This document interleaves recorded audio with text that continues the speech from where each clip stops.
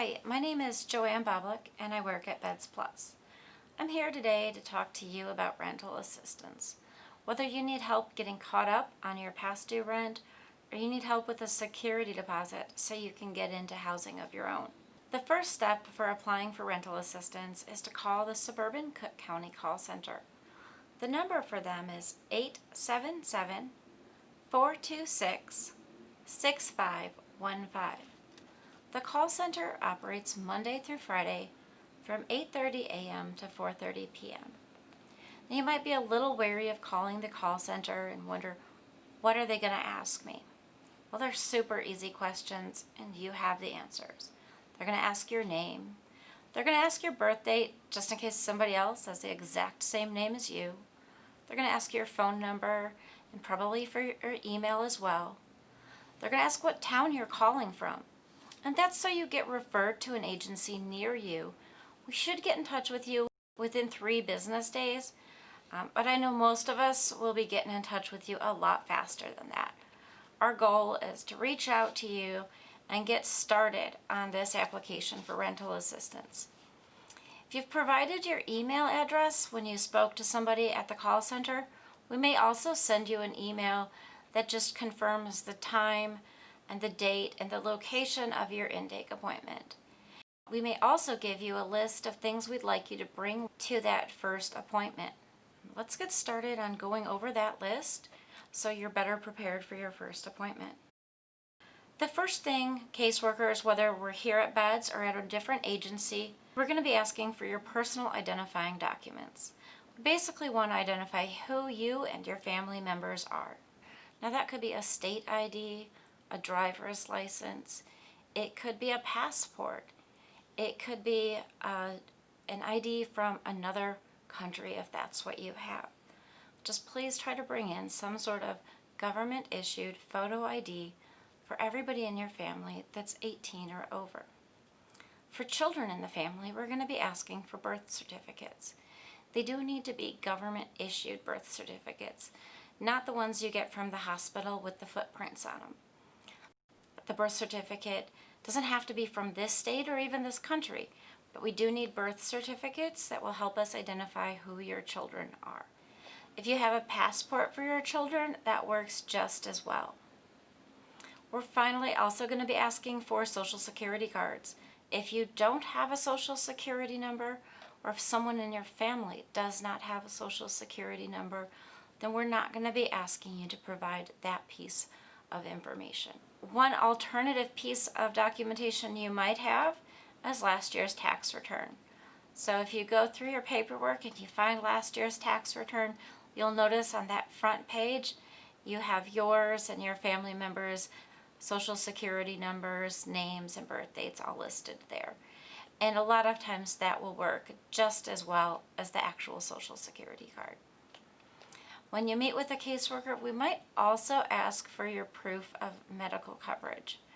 And that is really a way for us to just figure out who has health insurance and who doesn't. It allows us to make sure that people that don't have health insurance have access to it. And if you don't have health insurance, I hope the caseworker that you're meeting with, whether it's one of us here at Beds or somewhere else, will take the time to make sure you apply for a Medicaid coverage. Next, we're going to be talking about the documents that show that your housing isn't stable right now.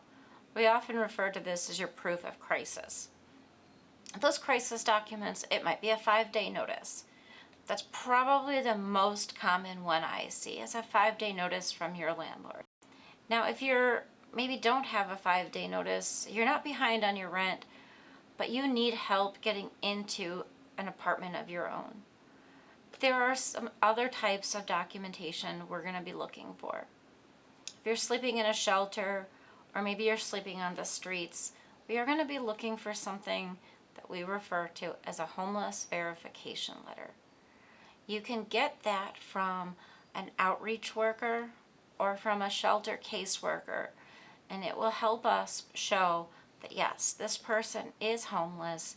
What they need right now is help accessing safe and stable housing. If you don't have a shelter caseworker or you've never met with an outreach worker, you can still get a referral, and your caseworker that's helping you apply for rental assistance, that person is going to brainstorm with you, how do we document this person's homelessness? So if you don't have that piece of paper because you don't have that person in your life that can give it to you, that's okay. It's my job, and it's my colleague's job to help you figure out how we document your homelessness. If you're staying in a motel and you need help getting into a place of your own, you don't have safe and stable housing. You're basically at the mercy of the motel to renew next week and next week and next week. And you are paying a pretty penny just to have a bed and maybe a microwave and mini fridge. So what we're going to be asking for are motel receipts. It basically proves to us you do not have an apartment. You do not have housing of your own. Those motel receipts, that shows me that you have a lack of stable housing. Maybe you are doubled up with family and friends. It's probably overcrowded, and you're probably putting their lease at risk. You might have a notice from their landlord telling them that they need you to move out. But maybe the landlord has just been giving your friend or your family member a hard time. Well, your friend or family member, they can write that down on paper, sign it, and that will work for me. Your friend is basically giving you an eviction notice. If you're not sure how to document the fact that your friend or your family member is kicking you out, don't worry about it. When you come in to meet with me or when we talk on the phone, we'll work together to figure out how we're going to document this. If you're fleeing domestic violence and you do need help getting out and into a place that's safe for you and you or maybe your children, you can self-certify that you are fleeing domestic violence. We're not going to be asking for a lot of proof. We understand that that might not be something you can bring us. I don't need a police report. I just need you to let me know that that's what's going on. And we'll work together to document that without putting you at risk. Next thing your caseworker is probably going to ask for is proof of hardship. And it's kind of confusing because you just proved that you had a hardship. You're about to lose your apartment. You're living in a motel. And in some cases, your proof of living in a motel is all you need to prove your hardship, because that receipt shows you have no money to save. Everything's going to pay your bill. But if you fell behind on your rent, I'm going to need a little bit more than just the 5-day notice. I'm going to need to know what got you to the point that you couldn't pay your rent. It might be that you are out of work and you didn't have any income for the past 3 months. I'm going to want a notice from your former employer that says, what was the last day worked? Maybe it'll be paperwork from the unemployment office. Whether you got approved or denied, that letter will show me what was your last day worked. It will show me either that you got denied any benefits and you've had no income. It might show me that you have income, but you didn't for a month while they were processing your claim.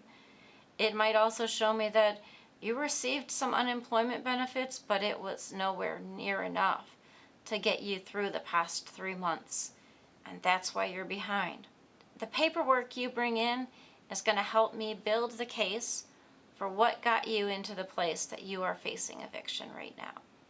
When you're fleeing domestic violence, you don't have a stash of money that you can keep away from the abuser without it costing you possibly your life. So just let us know that this is what you're trying to do. You need help getting to somewhere safe, and that's going to be enough for us.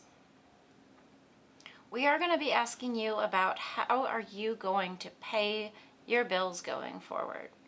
We're going to be looking for what we keep referring to as sustainability.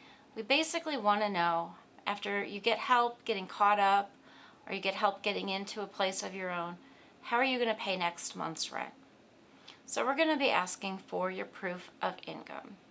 That might be the last 30 days of pay stubs. It might be the benefits letter that shows what you're receiving in unemployment, or a child support letter, either from the parent or from the state, showing what you're receiving. Could be your disability award letter or your social security award letter. There's so many things that you might need to bring in, and it might be a combination of things. So we're going to be looking for proof of income for everybody in your family to show that you're going to be okay going forward.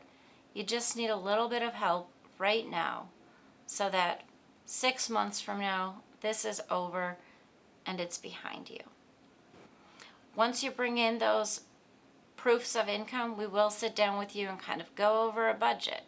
It's our way of making sure it all adds up. You do have enough income to pay your rent and your utilities, to be able to buy food and other basic needs. It's one reason we might also ask you to bring in your food stamp award letter, because that is basically a little pay stub that we can use to show, wow, this person has enough money to pay their rent, pay their utilities, and buy food. We're just trying to make sure that at the end of the month, you break even. So everything you can bring in to your first appointment will help this process go a lot faster. Finally, we're going to be asking for some landlord paperwork. We're going to be looking for a lease. We need to know that there's some sort of contract between you and the owner of the property so that there is reason for them to be demanding past due rent, that you have a legitimate right to stay in the property going forward. So we are going to be looking for a paper lease that we can copy, that we can fax, that we can email when we are reviewing this file with others. If you don't have a paper lease, if you have been working off a verbal agreement for some time, we still want you to come in, talk to us. There's probably something your caseworker can do that they can give you and your landlord to put into words on paper that yes, you guys do have an agreement. You do have a rental agreement. Maybe it's month to month. Maybe it's been verbal up to this point. We just want to get it on paper. So if you're thinking to yourself, it's been a verbal agreement for the past 5 years, I'm not eligible. No, that's not the case. Just talk to us. We can come up with a solution. There's going to be a couple other forms, and they're for your landlord. We're going to be asking them to verify what is the rent and how much do you owe, or how much is the rent and how much is the security deposit, and what do you owe to move in. Your landlord's going to have no problem filling this out, but they're really just for your landlord to fill out so we can move forward with making that payment to them. And if you haven't called the call center yet, please do. That number is 877-426-6515.